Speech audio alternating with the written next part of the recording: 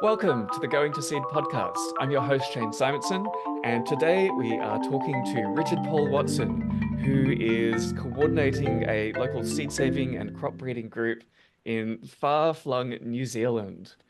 So, Richard, Yes, hello. How you doing? hello. So, tell me about your background to get us started. My background, I suppose my love of growing really goes back to my childhood. I used to have a wee section of my father's garden that I used to grow all sorts of stuff in. And my mother used to say that I had the most untidiest of gardens, but always grew the most. So but I sort of had a break from my gardening when I sort of got to that 17-year-old sort of age where cars and booze sort of came along, and I was distracted for a few years till I got married and rediscovered the joys of gardening again. It was that period then that I came across the work of Kay Baxter in the North Island, New Zealand, where she was on a mission to try and track down the remaining heirloom cultivars that were still in existence in New Zealand. And the idea of that sort of quite appealed to me. So I joined up with her along with two or three other people who also got involved in learning how to grow seed. In those days, I really had no idea what I was doing, and there wasn't a lot of information in those days, really, because we're talking sort of the mid '90s to the late '90s. But we learnt as we went along, and I slowly got better and better at it. Um, Still working with Kay and growing a lot of the seed lines that she had built up. When I was first married, there was a neighbour, an elderly neighbour, who had an old carrot that he had been growing and saving seed from for virtually most of his life. It had no name. He'd had it for so long, and that became the basis of my very first seed Mm. or seed line. And that seed line evolved into what is known as Ben Horn today. In those first earlier years, I never really produced good quality seed because I was only using a very small number of plants, only 4 or 5 plants. I didn't know that you had to use a lot more in those days. Mhm. So it was very heavily inbred in those days. But eventually I did actually cross that with a number of other carrots in the early 2012. I did my first cross of different types of carrots. I don't remember which ones they were. They were just a few that I'd bought out of a garden centre. This was about the time that I was starting to sort of read about Joseph Lofthouse's work, and that was through the Homegrown Goodness Forum, which there on that forum there was a few other people who were doing very likewise as well. In those days, the early ones that I started to work on was leeks, carrots, and beetroot were my very first ones I started to play with. The leeks, I gathered up all the cultivars that I could find in New Zealand and swapped them with a lady in Jennifer in Canada, and she had done likewise with all the Canadian varieties, and she crossed all them, and we ended up swapping seed and crossing the two together. It was quite interesting that I remember her saying that some of the New Zealand cultivars were actually doing better in Canada than the Canadian ones were. But I actually found the opposite here. The Canadian ones did not really sort of do that well here. They Interesting. were they were they were slightly darker in the leaf pattern compared to the New Zealand ones. Mm. I see you have a photograph of a leek there that I had emailed to you, I'll put that up. Shane. I love the look of that. This Yeah. might be putting you on the spot a little bit, but can you tell, because we've got listeners from all around the world, can you do you know much about the agricultural history of New Zealand? Like how, because it's a relatively young nation on many levels. So do you have a sense about how its agricultural heritage came together? I'm not Well, asking for like a PhD thesis on yeah. this, but just some broad brush ideas for people around the world. Because yeah, it's Mind probably quite you, an obscure topic. yeah, academically, academia tends to regard this as a young country, but there seems to be, well, there is actually proven science that human occupation of these lands go back far, far further than what we are being led to believe. Mm, So I can only sort of go back to really to the early Maori and what they what they brought out here. There was the ancient or the older strains of kumara or sweet potato. Mm. That those original strains actually were not very productive, and they're very hard to find nowadays. All the strains that we have in the supermarkets actually come from the Philippines Mm. and are a lot more productive. If Um, I recall, that's because the Maori came from a more tropical location, so the crops they brought with them could only grow in the very northern tip of New Zealand, and even yeah, then, not very well. yeah, they were still able to grow them in the South Island, but they had various tricks that they used to use. They used to use a lot of rocks, and Hmm. of course the rocks would absorb the heat in the daytime and were able to keep the plants growing through the cooler parts of the year. They certainly embraced the potato when the potato arrived with the Mm. Europeans, and and they certainly grew a lot of those after those. But they were they kept those older strains going in the North Island up till fairly recently, and you can still get those older strains. Mm. But as I said, they're not very productive. They used to use a lot of a number of the native plants as well. Yeah, Pepe they were Peco was another. starting to domesticate some of those species, I believe. Yeah, and some of them were carcinogenic, and they never actually would understood why, or what was the cause of their short lifespan. And a lot of it was eating bracken roots or the Hmm. fern roots as being carcinogenic. They they were, of course, they were big hunters of birds, and and and of course kaimoana, the seafood as well. Mm. So that's really the basis of their horticulture. It was quite limited, really. They didn't really have a lot of. They certainly didn't have the variety we have today. And of course, the Europeans brought a lot of different cultivars over once they settled here as well. Mm. And then in more recent generations, there's been migrants from a much wider diversity of places, I believe. Yes, that's right. Yeah, and I think back to my childhood, and you think just the number of cultivars that we had to choose from was so limited. Mm. We just have never have heard of a yakon or skirret or Mm. all these other obscure vegetables. Never even heard of them. And so we're quite lucky that we have so much choice today. We can certainly dabble in a lot more cultivars than what my father could have ever have achieved. And correct me if I'm wrong, but New Zealand seems to have a very innovative and experimental agricultural culture. But the perfect example of that is breeding and developing the kiwi fruit from Yes, semi-domesticated ancestors in like central China. Like that's quite visionary for the time that it happened. that's right. That's right. And of course, the green kiwi fruit was the first that they improved, and then came along the golden fruit, and more recently they've come out with a red. Mm. I've tasted the red, and I don't think the red's anything really to write home about. It's okay. It's not. I prefer the golden kiwi fruit myself. The climate that I live in, I'm just not quite. It's just not quite ideal for doing the likes of kiwi fruit. You can grow them under trees and grow them in amongst trees, and that's one way to protect them. My climate, where I am in the South Island, is it's a challenging climate. We Yeah, get a lot tell of us more about your local growing conditions. What are you up against? winds, lots of winds. We're on the eastern side of the Southern Alps, so the downward side of the Roaring Forties, Mm. like any wind, speeds up as it goes downhill. So we get a lot of winds during the spring, and sometimes you can go into summertime as well. The autumns are our best time of year. They're generally the most settled, and in winters we can get snow. It's not a common thing. Frosts we can expect to get. Most winters you'll get down to -7, sometimes -8 Celsius. Hmm. Sorry, I can't convert that to Fahrenheit. I don't know. I think it's around about 18. I think it is in Fahrenheit. Mm. Is our minimum.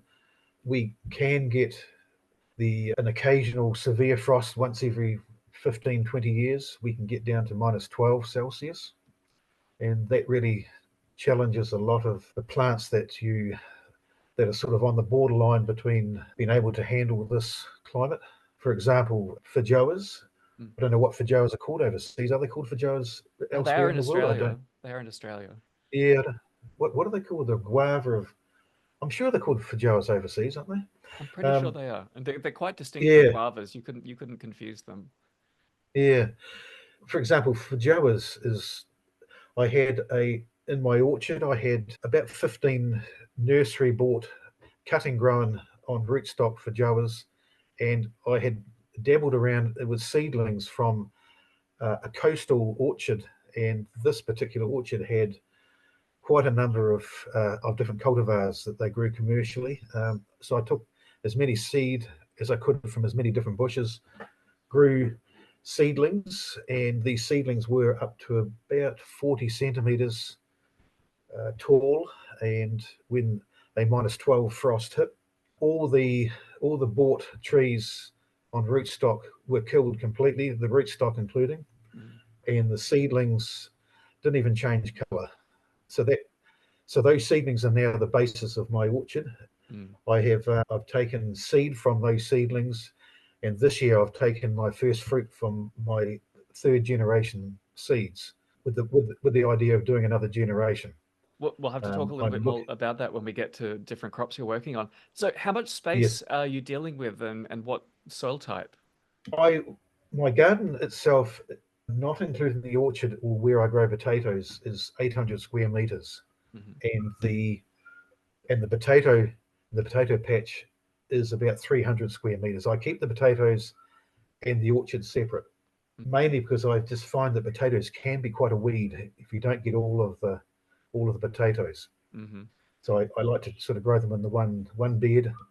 I rotate the bed. I leave it fallow for 3 years before going back to the same spot again. So I just rotate it. The orchard is around about 2,000 square meters, and the rest of our property is 5.2 hectares, 15 acres. Mm. So we vary from one end of the property to the other. At the very northern end, it's you're straight into river stones, and we're talking big stones.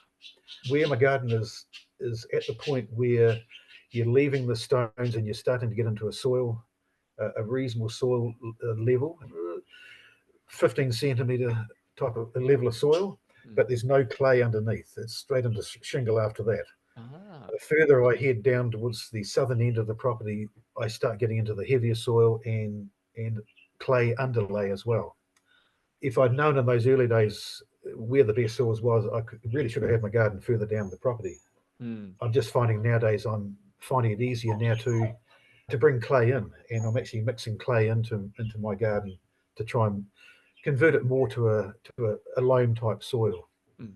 Because of the lack of clay underneath, I it does tend to dry out a fair bit because, as I said, the climate can be a bit of a challenge because last summer we can get days of humidity down to 12, 14%, Wow. and when you're at 28, 30 degrees and you've got 12, 13% humidity, it's very, very hard on soil moisture levels. Mm. So there's a fair bit of watering required. Water, it's a trick. The water's a tricky one. We have a water table that's fed from our local stream, and it's fed through the alluvial shingle that comes from the foothills of the Southern Alps. Mm. And when the weather is in a wet period, our water table can be as high as 30 centimeters below ground. So it's very close to the surface.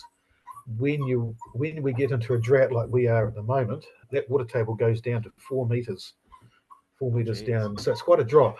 It's mainly being taken by a lot of dairy farmers and even a deer farmer up the road who they pump and irrigate in their paddocks.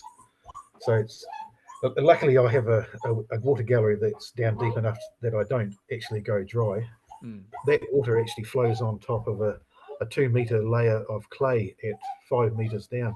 Hmm. Below that layer of clay is actually about 300 meters of more alluvial shingle, but the water below that is extremely pure because that comes from the Southern Alps. Mm. But it's quite expensive to get out.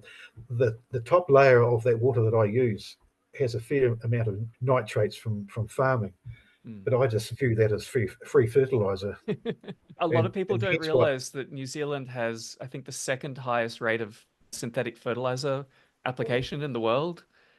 Yes, that's It's right. very And intensive agriculture.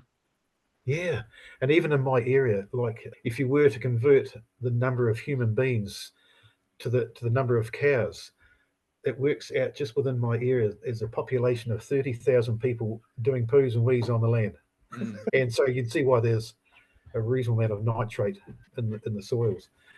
We're kind of lucky that the fact that when it finally does rain in the foothills, it only takes 2 weeks for that water table to fill up again. mm. So the recharge is quite good.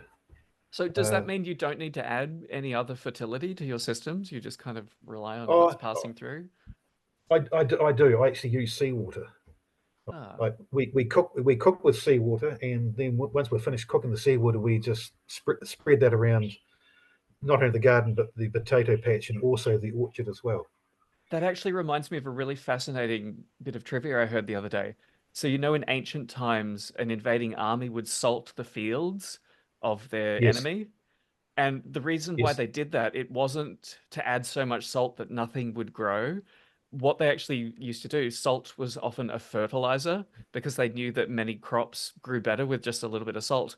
But if you added the wrong yep, amount, the weeds would grow out of control and it would be really difficult to manage that agricultural land. So they were only I adding did. like a catalytic amount of salt to make it difficult for their enemy to like rebuild their civilization because the weeds That's would just go interesting. crazy.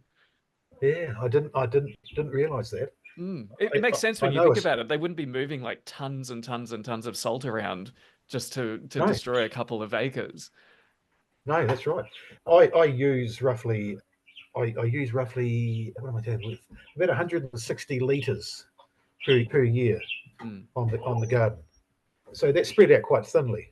mm, But also the sodium chloride is actually it's quite mobile, and when you've got soils like we have in New Zealand, the sodium nitrate, the sodium's washed out very quickly, yeah, it doesn't hang and around falling. I think it I does have it the doesn't. same thing with the salt lick that my goats feed on. That goes into the manure that then helps some vegetables grow that would otherwise have a hard time on my mineral mix. Yes, yes, that's right. And so that's one of my main imports. The key is really to try and close up your nutrient loss as much as you can. And that's where composting toilets come in. Mm, And I think if you can, I haven't got a composting toilet. I'd like to eventually get to that stage because I think that then you really are plugging that gap of nutrient loss. mm. Then every time you bring in even a meal of fish or whatever, you're increasing your nutrient level within your soil, aren't you? Mm. What about weeds and pests? What are they like in your area and how do you deal with them? Pests. We're actually quite lucky, really. We don't have a lot of problems. My in the garden, my main pest would have to be the blackbird.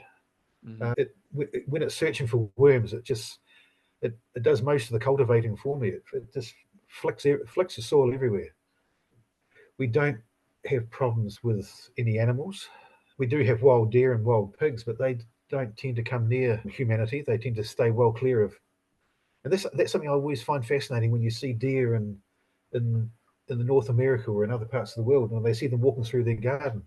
mm, You know, why don't the same animals come walking through our gardens? Or the magpie in Australia, you'll see the magpie walk into people's houses and steal cat food. But the same bird will never ever go near you in this country. mm. It's just they behave differently. It's quite odd, isn't it? Yeah, I don't have any answers to that, except that that kind of culture in a wild species can change when conditions change and can surprise people. Like an organism that you barely even noticed was there can suddenly become a huge problem if they teach each other to behave a different way. yeah, that's right. The likes of the magpie and the spur-winged plover and the kookaburra and what else can I think of? The various other parrots. They've all self-introduced themselves to this country, Mm, and people think, oh, why did they bring those over to New Zealand? But they arrived here on their own. It's just quite fascinating. mm, They A lot of those bird species we're blown to this country for millions of years, but because there wasn't an environment here for them to survive in, they never got themselves established. But as soon as we cleared the bush away and put in pastures, these species were able then to get themselves established. mm. Yeah, And but weeds, did you mention any weeds that you have to deal with and weeds. your strategies? Well, we have the usual weeds that I think that plague everyone else around the world. your fat hen and your chickweed and all those ones. I see one of the questions was to do with was the rhizome grasses. Oh, yes. Yeah, Um, yeah, yeah, from the audience, because you and mostly use mulch for your weed control? no, no, but because of previous experience with we call it twitch. I don't Couch grass is another word for I don't. There's probably different names for it all around the world. Mm, Actually, mm, I suppose there's different species of the spreading grasses too. There's quite a number of them. I'd had a previous experience with it, and when we bought this property 23 years ago, I decided that I didn't want to have to battle dealing with this particular grass. So what I did was I set about square by square. I'm talking 40 centimeters by 40 centimeters. I with the use of two wheelbarrows, I took off the top layer, put it into one wheelbarrow, which contained the twitch, and it was a mat, just a complete mat of it when we came here.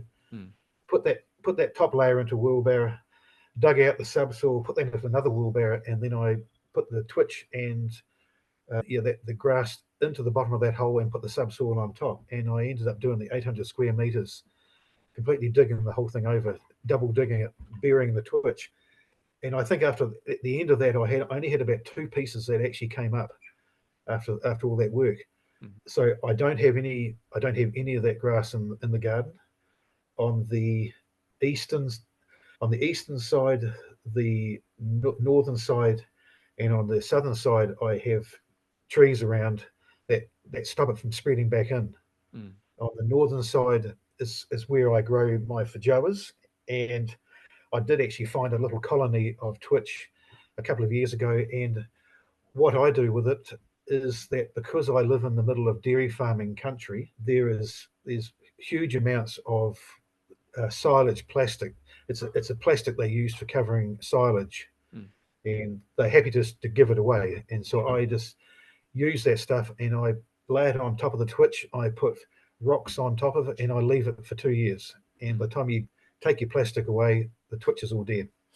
And then if I find another infestation somewhere else on the property, I'll just move it onto the new spot and just keep it contained that way there. I don't really like to use Roundup. I do like to try and grow a garden holistically. We don't claim to be organic because we're not registered. You can't use that word, I suppose, if unless you're registered, even though I think it's a very generic term, isn't it? Really, mm. It's the a word it's a very holistic. stretched term today. It's hard to know what I it think so. actually means. Yeah. Yes. So yeah, we don't use anything really artificial. We don't sort of need to really, and it's really interesting actually when you start to build up your soil health, just how things on their own seems to cure themselves. Like for Mm, example, in my garlic, I have white rot, quite a common fungal disease, bacterial, I think, isn't it? Bacterial problem in garlic. I've had it in my garden for ever since we moved here. I brought it in unknowingly. In those early years, I'd lose 50% of my garlic to white rot. As the years have gone by, it's getting to the stage now. Out of 500 plants, I may only lose two, maybe three. mm, So it really does come down to just good soil health in a lot of ways. And when you've got that soil health, you don't really have a lot of problems. mm. Other pests, we've got the typical old white butterfly. I think I think only Antarctica hasn't got bloody white butterfly. I think today. Give it time, it'll turn up there too.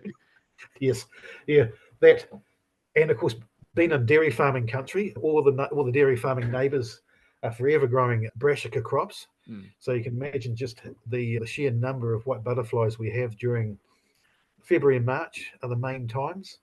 I've just found myself I'm just better off to use insect nets.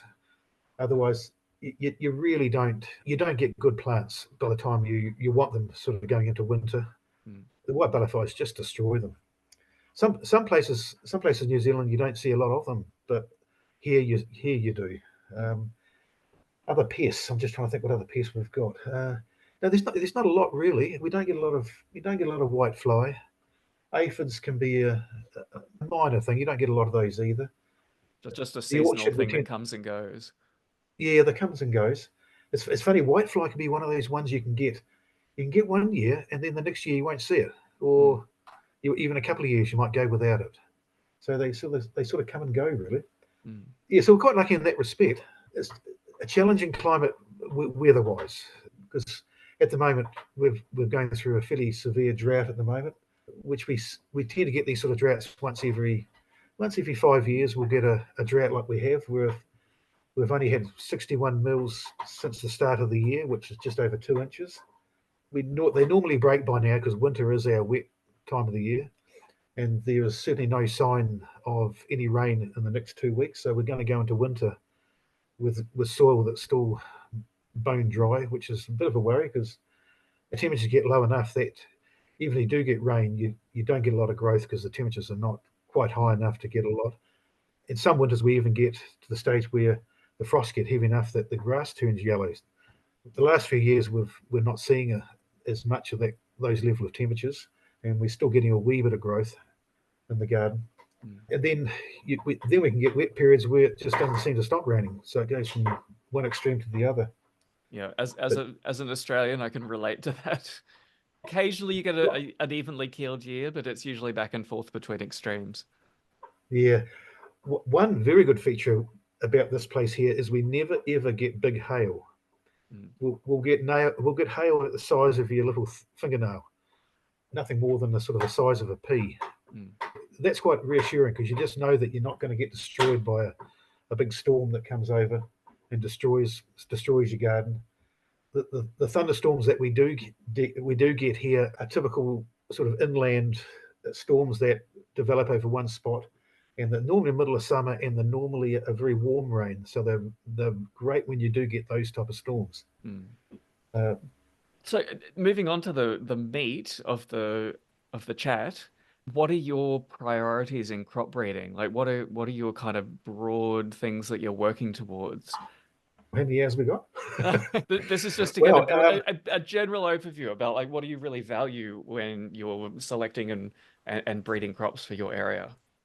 I'm really enjoying the decloning is one. Doing the potatoes, Mm, the garlic, and what I'm referring to as back to a South American name is camote, or sweet potato, or locally called kumara. mm. So I've had success in the camote, thanks to Mark in the US, who shared some of his seed, Wonderful work. and I It managed goes to to get. show the power of just one person starting that process and then being willing to share it far and wide. Like his Yes, work is going to have a lasting impact across the entire yeah, world. yes, that's right. But I found that his seed wasn't producing seed for me. It would have flowers, but in those first 2 or 3 years, it just would not produce seed. Mm, I gave some cuttings to a, a Kumara grower in the North Island, and he hand pollinated over his Kumara and using the camote, and he gave me some seed back again, and bingo, that cross then produced seed for me. mm, The last season, unfortunately, we many growers in this area got caught out by a very sneaky frost, and it really hammered my poor old plants right back to ground level. And they managed to come away again, but they never really did well enough to produce seed. mm. Those plants now, I took cuttings for those, and they're now sitting happily in the front window of our house, and they can go back outside again, and I'll have another try next season to get another generation of seed. The idea It's is to is it's another huge advantage of having seed producing strains of those usually clonally produced crops in that you can have a backup storage. Like you can put dry yes, seed away for 5 or 10 years if you do it really well. And if you yes, have those extreme weather events that take out all your vegetative material, you've got something to fall back on. that's right, and that has been one of the features that I certainly push when I'm talking to gardeners, is that both with the potato and the camote, the coom is to work towards that seed. Have that safeguard. Always have that safeguard on hand. Mm, And of course you use the Irish famine for as an example of, if that famine wouldn't have happened, if those people had known that they could save those berries, if only they had known, it, mm, it just would that wouldn't have happened. The garlic has been a real battle. Actually, it's been a real battle to try and get true seed from the garlic. We we had a we have a pest. We have a rust in this country that has spread from the top to the bottom, and that has really shortened the lifespan of the garlic through the season, and it's made it a lot harder for us to get seed.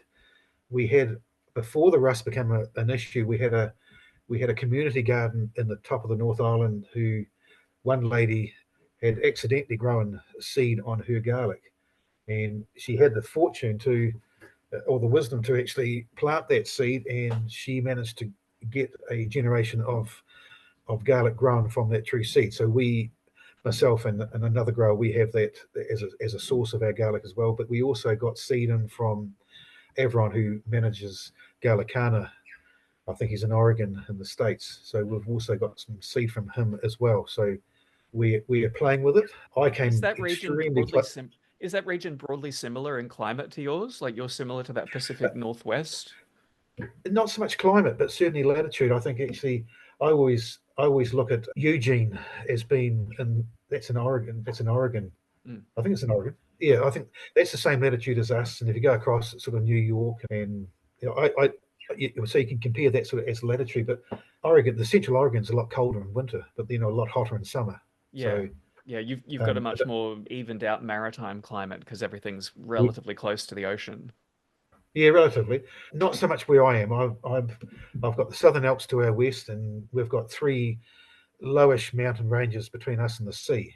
Mm. So so we don't get a lot of sea breezes during the summer. So we have a pretty good summer actually inland here, but the cold air does tend to get trapped in winter. So we do experience some reasonable frosts.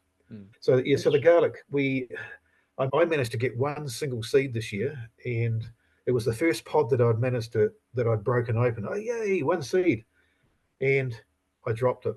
Ah. Oh, I couldn't believe it.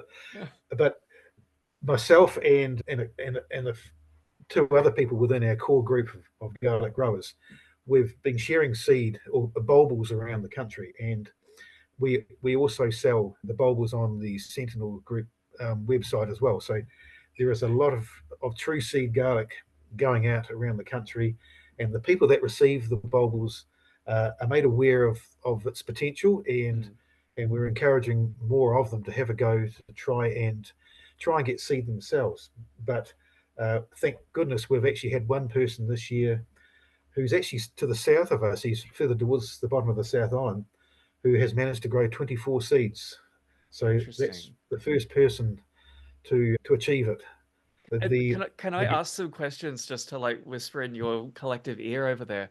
Other allium species, do they suffer from this rust as well, or is it just on garlic?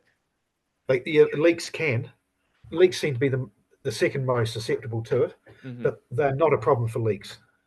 Not an issue at all. Onions don't seem to get it. Interesting. Um, So you yeah. know that allium is this really big hyperdiverse genus. They're pretty much Yes. all edible if you don't mind eating a kind of spicy leaf. Yeah. And I just see a huge amount of untapped potential for wide hybridization between allium species. And there's a lot of Yeah. ornamental alliums I think are grown in New Zealand, if you look Yeah. in the horticulture industry. So if there's some Yeah. intrepid New Zealander out there who is growing and flowering garlic, who wouldn't mind gathering as many other alliums as they can and just mix Yes. them all up anytime you get pollen of another species, see if you can Yes. create a whole new kind of garlic. Yeah. Well, they're actually also they're prone to mutation as well, Yes, and yeah, yeah. They and probably have to and be. They haven't had sex in like 1,000 years. the classic one's got to be the walking onion, the Egyptian walking onion. Hmm. What you read online on Wikipedia is not correct. It is not a cross between a Welsh white onion and an unknown onion. It's a simple mutation, Ah, and it's because I got to F2s. I managed to get seed twice from the walking onion, mm, and the progeny from that seed line is exactly the same as the original walking onion. mm, There's nothing different. There's nothing different about the two generations since. To me, interesting. if it was a hybrid, you'd have to get some variation, Yeah, yeah, and there totally is none. agree. So I believe it's a mutation, and it's a mutation like. In fact, I actually found a photograph, and I should have sent it to you of a mutation that turned up in a patch of Pukekohe long keeper. No, it was no, yeah, the Pukekohe long keeper red onion, Hmm. and it grew the most bizarre.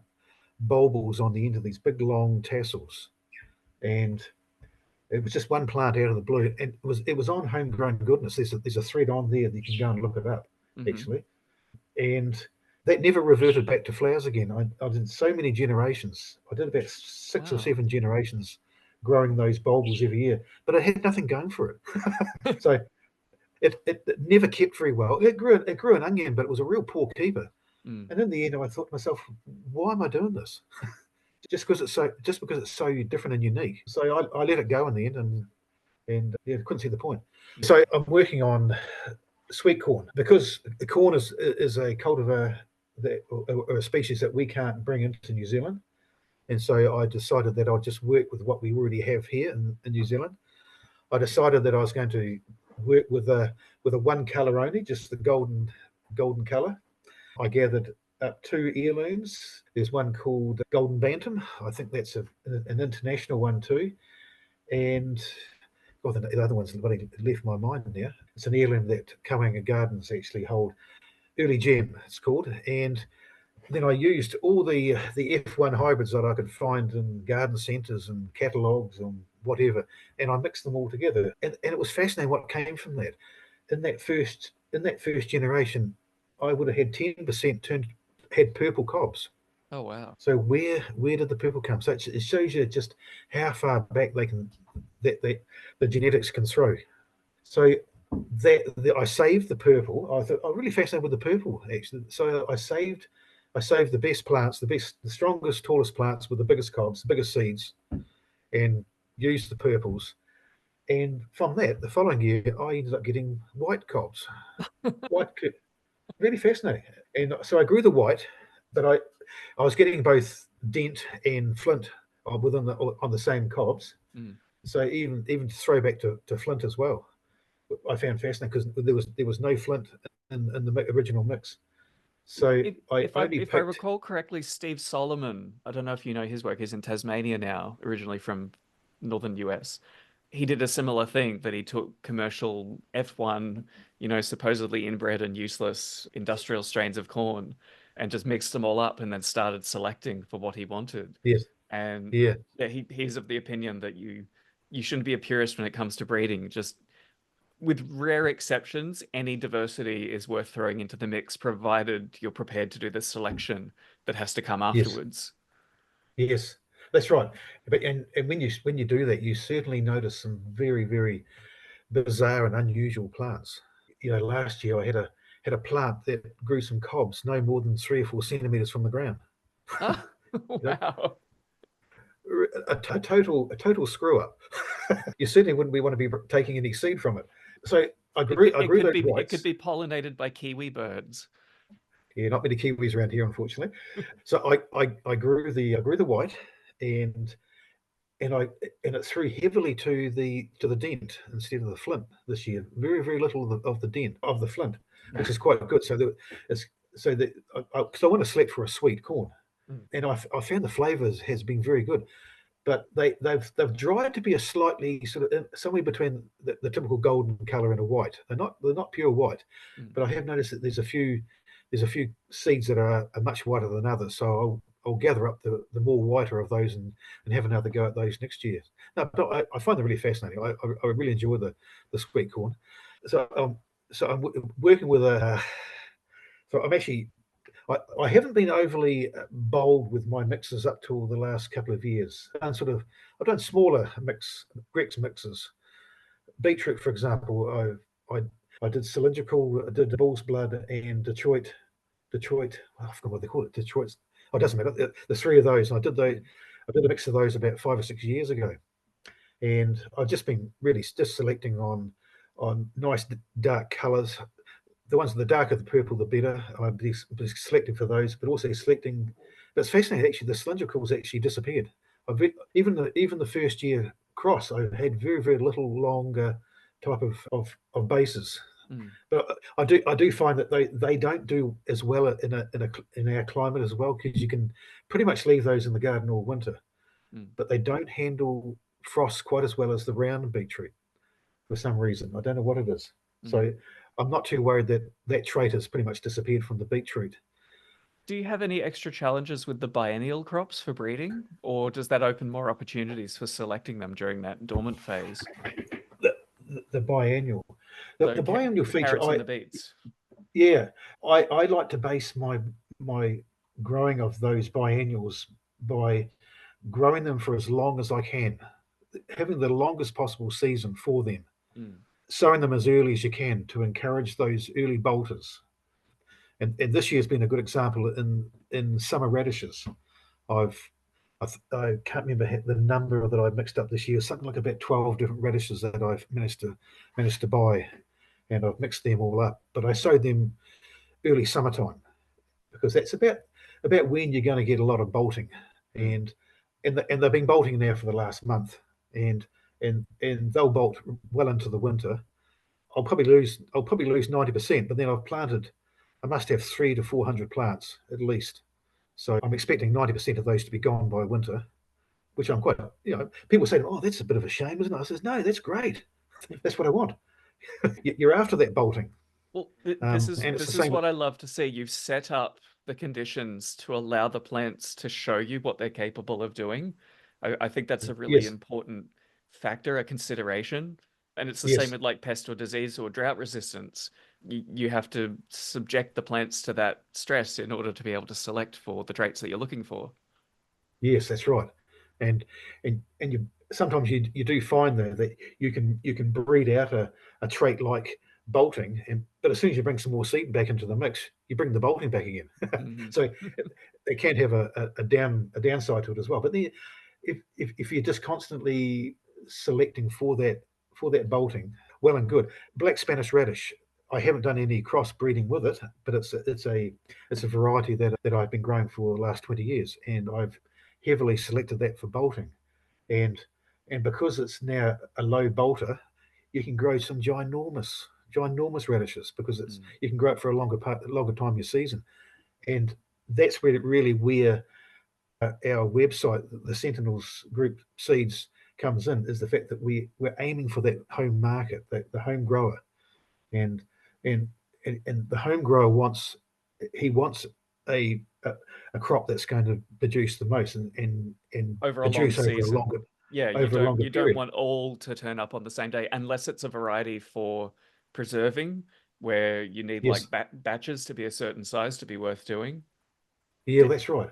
do you suspect a lot of heirloom vegetable genetics hasn't been selected consistently? Like interesting genes are still in there, but a lot of the performance and the quality has been lost long ago. Well, it has to, doesn't it? I Mm, would say the work that's carried out by Kay Baxter at Coanga and her crew, they certainly work very hard on trying to maintain as much diversity as they can within their seed lines. But they focus heavily on heirlooms, mm. and but I suppose that you can only maintain so much genetics, can't you? There's Yeah, only so much. you've got to have that attention to like every plant needs to be looked at and assessed and a decision made. And if you're trying Yes, to maintain 100, 200 different lines of heirlooms, it's just impossible to yeah, like I think one person can probably manage about 10 different crops and give them the attention and the love that they need. yes. Mind you, that's where freezing comes in. We freeze a lot of our seed. That way, there we can work on a lot more crops. Like for example, I have myself. I do 90 different lines within our website, Mm, and there's no way I could achieve that if it wasn't for the freezing of the seed. mm. And like you can do one variety one year and freeze it, and then do another one the next year, and you can do quite a few that way.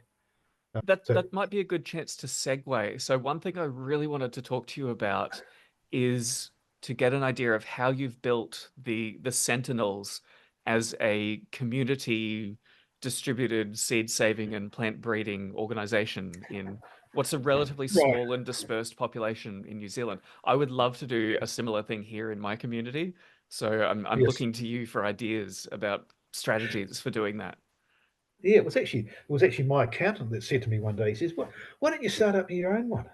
Yeah, and I went away and thought about it. I think, well, why not? I thought it'd be quite a good idea, and I wanted to base it on a vendor type co-op sort of a system. Hmm. and so it started off with a core group of four of us. There was one other grower who was also a member of the Homegrown Goodness Forum, who I'd met through the forum, and I talked him into joining up. And there was another gardener an hour's drive away from me that someone else had mentioned that this person was who loved growing seed, and so I went and met him, and I said, "Do you want to come and join us?" And yep, and there's and even Sue Sinclair, who was another some good friends of mine who lived not too far from me. They were quite keen on the idea too. So the four of us, we had a website built and set up for ourselves, and we decided we're going to keep it rather sort of earthly. We weren't going to worry about fancy packaging and we were just going to just keep it very very simple. It had to be holistic. We had to keep it organic, as they say, non-certified, and we decided we're just going to just grow it organically, not worry about advertising, just put it out there and just let it grow. So, And so every can year, you clarify how it works? There's individual growers produce seed, and then that all gets packaged up and put into the central kind of hub for yes, selling it to customers. yes. So all the seed comes to me, Yeah. and so it all goes into the one freezer. So it's the co-op freezer, Hmm. and then I do the packaging and the mail out. The grower gets paid a portion of the packet price, Hmm. and myself as an administrator gets a portion as well, and another portion then is retained for the day-to-day management of the bank account and purchases. Now, as Um, someone who does a little bit of selling my own seed on the sides, I can see the appeal of that because there's like this critical mass that you need to reach in order to appeal to a wide enough range of customers to like bring in a consistent flow of people looking for material. yeah, And if you just do it yeah, on your own, you're like a little tiny ember that's about to yeah, be snuffed out. You need to pile up yes, enough of those to get a flame going. yeah. No, that's right, and hence why we're up to 9 growers now, Mm. and Do you worry there about will it have to getting be a too big? Is there like yeah, an yeah, upper limit? Like, is it starting to reach as big as you want to handle? because we're over 350 in the range now, Yeah. and it's kind of reaching the point where you don't really want to get too big, Mm. and I always had this idea of maybe 12 growers, and we'd just keep it at 12, Mm. and that would be enough. But it's interesting actually as the years have gone by because we've been going since 2015, but we're starting to get a bit of a cult following. You're seeing the same names every year, Mm. and it's interesting. You see, you'll recognize the street that the seeds are going to, Hmm. and it's a neighbour and another person down the road, and so Mm. you know then that people are talking and they're recommending your seed. But it's the fact that you're selecting for the home gardener, and I'm positive that's got to make a difference because funny enough, so much of the seed in New Zealand from the major retailers is actually grown in Italy and places like that, Yeah, in greenhouses. and you just can't expect it to do as well. Mm. And so, and also, I'm noticing too that there are people who they like to have a bit of an email chat with you, and and so, then there's a few of them who are actually mentioning Joseph Lofthouse too, that they've Mm. read Joseph's book and they've actually gone out and seeking it. Is there anyone actually doing this sort of work in New Zealand? Yep, and there you And are. and they're really really happy that they've actually found someone who's doing likewise. Within our group of growers, I'm the only one that's really doing this type of work. Nev's doing a wee bit, not to the same extent. He still likes to pot around with different things. He's really good on his potato, and he's really got a wonderful collection of potatoes. So and the rest of the growers are quite traditional. If they want to stick with the heirlooms, they're the most entitled to it. I can't dictate to them what they can't and cannot grow. I, I, Especially when you're a vendors type system, isn't it? and I still see heirlooms as being a useful resource. For some people, they Yes, just like to grow an heirloom, but for breeders, being able to tap into like 10 or 20 or 30 old diverse varieties, even if they're degraded, they're still really yes, useful. yes, that's right, and that's why I sort of promote the saving of those cultivars because we need to hang on to all that genetics as well. I'm also involved in the Southern Seed Exchange based in Christchurch, where we maintain what's left of the collection unfortunately, the Southern Seed Exchange went through a bit of a lull the last 15 years, and also a burglary. Someone got into the storage shed and stole all the flowers. They were looking for poppy seeds, so Oh. they they stole all the flower collection. So we're now trying to build the collection back up again. But we've introduced freezing into that system as well. To So keep the then we don't quality have to. longer. It Yeah, we, it we, it we it, don't have to it worry makes about. me it makes me think though on this topic of organizations getting too big and having like logistical problems when they get beyond too big a size, but like splitting a large organization into two smaller ones also means that if one of those goes through a disaster or politics or just loses momentum, the other one Yes. is more likely to continue. So I don't know, a culture of reaching critical mass, but then not allowing things to grow too big before they get split into relatively independent but still interconnected sub-organizations. I wonder if that's Yeah. something to consider in the future. Yeah, with Sentinels, for example, because as you say, all the seed is in one freezer. Mm, What happens if I got flooded out or something like that? mm, But then most of the growers will still retain some of their own seed anyway. You'd get most of that seed back again. mm, It would be my own one. It would be my own seed that would be at jeopardy. So no, you're right. Yeah, that's a good point you make actually. Is to be able to and potentially it wouldn't be a silly idea to actually have some of that seed at someone else's place mm. to spread that seed out, and just in case of the what if. Yeah, just to You have a know that backup. that aurora that just recently was an example. We could have. I heard the other day that the the corona burst out of the sun was off to one side of that sun. If it had been more direct towards Earth, we would have had major problems with our electricity system. I thought, Mm. well, you could have lost your freezer then. So very precarious at the best of the times, isn't it? And And and and this, I and heard the Svalbard seed store up in Norway, the ice around it has started melting, so it's not going to be as cold as they hoped it would be. yeah, well, time will tell within that. Which way it actually goes in the next few years. If If you it gets colder, they may not be able to get into it. It might become so isolated. So either extreme. I mean, the safest place for plants is growing. The storage is great, but they need to grow as well. But Wait, that's actually a very yeah, it's a good point you make about could it actually get to the stage where that vault covers over with ice again? You just you wouldn't know, would you? can we go into the actually let's do some of the audience questions first. This is a new feature. So if you're listening and you would like to submit questions to future guests, I've started putting a post up on the discourse forum for Going to Seed. So anyone can join that up. It's an amazing, lively community of plant breeders around the world. So we've gathered a few questions from the audience to ask to Richard. So one we've got is, so do you only garden with hand tools or like, and if Yeah, so, what's your motivation for doing that? just having the skill and the knowledge how to grow food if you didn't have any fossil fuel to run your machines, Mm, and it's actually quite simple, really.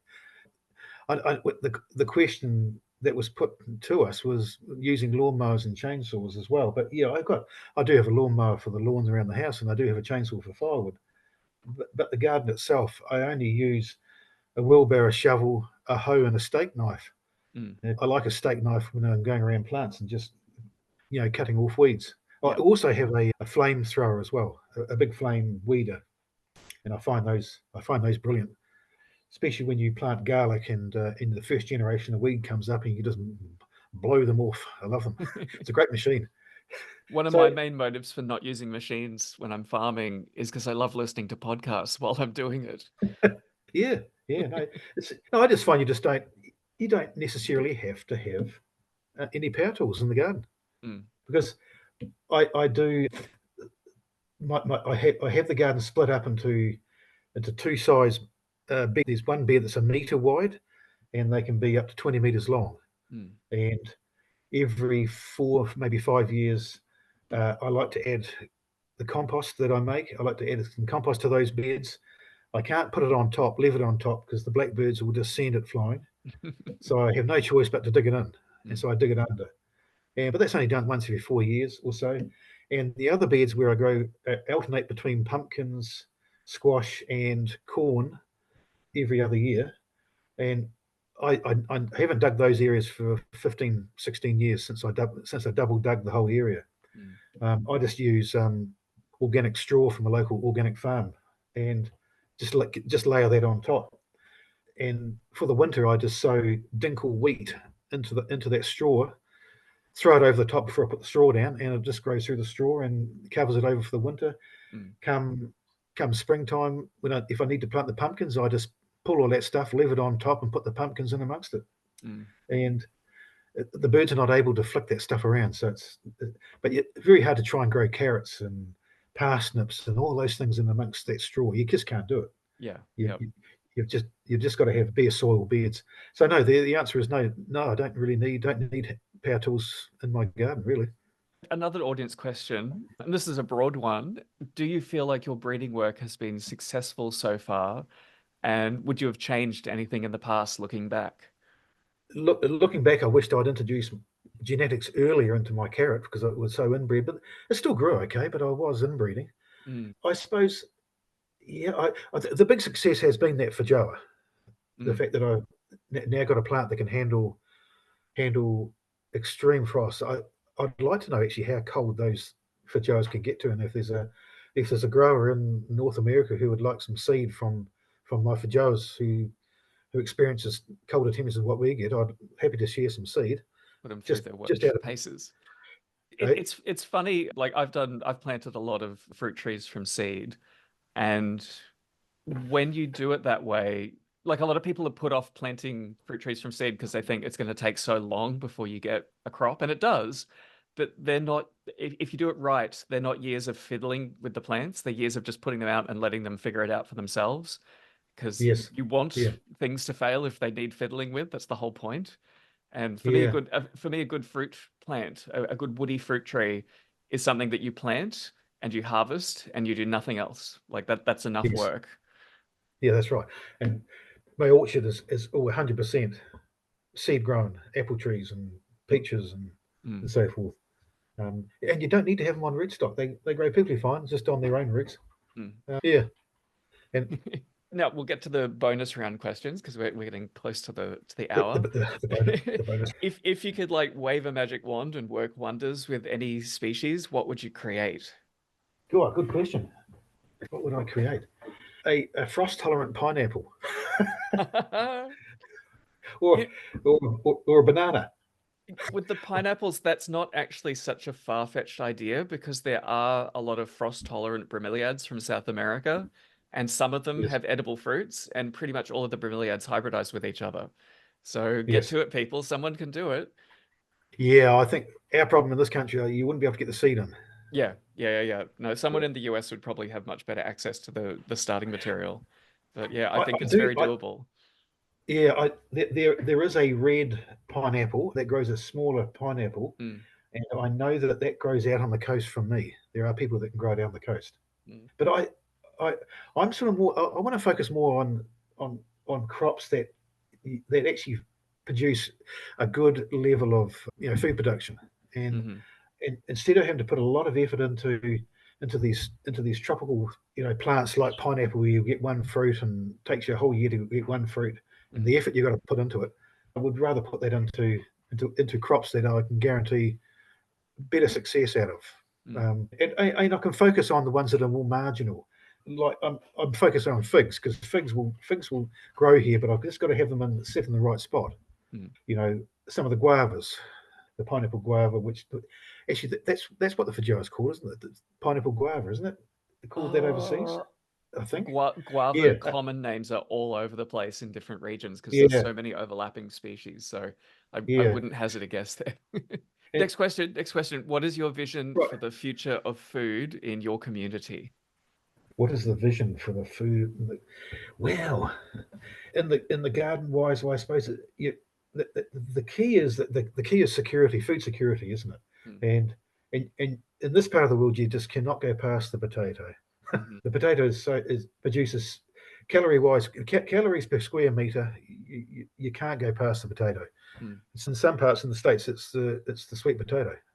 We always hear Mark who's talking about the sweet potatoes and where he is in the States. He'll get far more sweet potato than what he ever potatoes. So I suppose every area has its crop that does better for some people. Parsnips, I find that are also extremely productive per square meter as well. Mm. In my area, as I said, I'm in a farming area, so it's very much animal based, not so much horticultural. So yeah, in this area, it would be based around Hmm. protein on protein on the hoof. So yeah, So, how do you hope to pass your work on to future generations? And I think you're probably one of the most advanced guests in this regard because you're doing so much work on outreach and sharing the material that you're producing. I think the best thing that I can do is just simply keep having open days like I do quite regularly. I have a group that come here every month, and so they can see progress from month to month. And Mm. I think it's better than having just one for the month or one for the year, and then that's it. So they come every 4 weeks, besides the winter time when there's nothing really much to see in the garden. But also promoting it through Facebook pages and stuff like that. Just promoting the growing of food. A lot more schools nowadays are working on school gardens as well. So Hmm. it's good to see that there's more of a push now to teaching kids where food comes from. It doesn't come from Woolworths or the Do schools supermarket. ever order seeds from the Sentinels? Yeah, I do actually. Yeah, yeah. A couple of schools do. But they're also into teaching kids about even just growing native trees as well. It's all Hmm. about if it, if they just grow something. So yeah, it's all encouraging the next generation, isn't it? It makes you really wonder if you're a young person who started breeding a particular crop and kept it up, what you could do in a whole lifetime versus, I mean, these days we normally get into it when we're later in life, and Yes. you've only got so many seasons ahead of you to actually make progress. It's an interesting thing to think about that there's like Yeah. the first decades of people's lives. It's a missed opportunity that maybe there's a way of tapping into that in the future. Yeah. No, no, that's right. No, Um, that's dead right. Yeah. so what's your final message to people who are thinking of getting into crop breeding? Crop breeding. Obviously, if you don't know a lot about it, just these books there, or Carol Depp and Joseph Lofthouse. There's a number of different growers out there who are focusing on the Greeks crossing and working towards land race breeding. Joseph was certainly my inspiration for sort of changing my mindset from heirlooms only to all the different cultivars together. So it's Joseph's fault. Thank goodness. No, he's been an inspiration to a lot of people actually. I'll take my I'm hat off having to him. flashbacks to his very early website that I stumbled onto, and I think I Yeah, can trace a lot of my development to the work that he's done as well. yeah, yeah. And it was the homegrown goodness forum that we that I learnt a lot on that forum. I don't know whether that forum's still going or not these days. Oh, well, Yeah, there's always new places popping up, like the Going to Seed discourse group. So there's always things coming and going.